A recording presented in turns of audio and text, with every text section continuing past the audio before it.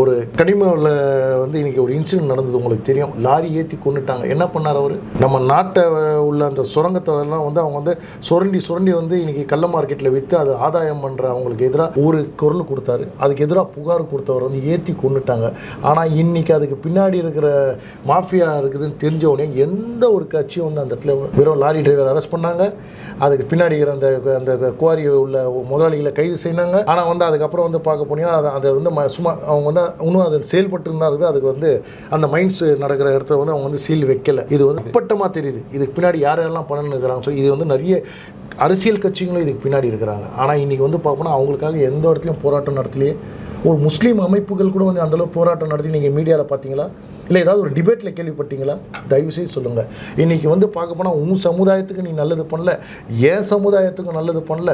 இன்றைக்கி மத்திய அரசாங்கம் என்ன பண்ணுறாங்கன்னா, இன்றைக்கி வக்கு சொத்துக்களில் வந்து அதை வந்து ஒழுங்குபடுத்துகிற நடவடிக்கையில் வந்து நீ ஏன் தலையை உள்ளே கொண்டு வரதான் என்னுடைய கேள்வி.